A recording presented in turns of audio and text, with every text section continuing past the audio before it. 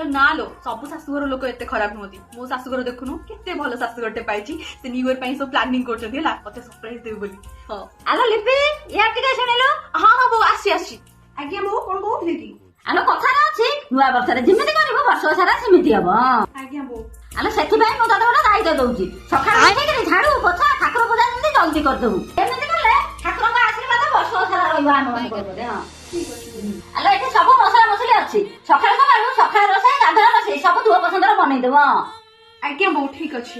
ବୋଉ ସେଦିନ କଣ ସବୁ ଘରର କାମ ମୁଁ ଏକାଠି କରିବି? ଆପଣ କୁଆଡେ ଯାଉଛନ୍ତି ନା କଣ? ଆଲୋ ମେନ କଥା ତ ତତେ କହିବାକୁ ଭୁଲି ଯାଇଛି ଆଉ। ସେଦିନ ବାବା ଆମ ଘର ପିକନିକ ଅଛି ଆମେ ସମସ୍ତେ ସେଇଠିକି ଯାଉଛୁ। ଆପଣ ସମସ୍ତେ ଯିବେ ମୁଁ ଯିବିନି କି? ଆଲୋ ନା ତୁ ନୂଆ ବାହା ହେଇଛୁ ତତେ ନୂଆ ଟାକୁ କେମିତି କଣ ନେଇକିରି ଯିବୁ? ଲୋକମାନେ କଣ କହିବେ କହିବେ ଘରେ ସଂସ୍କାର ନାହିଁ। ଆଲୋ ଇଏ ବର୍ଷ ତୁ ରହିଯା ଆର ବର୍ଷ ଆଡକୁ तोते नहीं बागों के हर फूल को अपना समझे बागवान।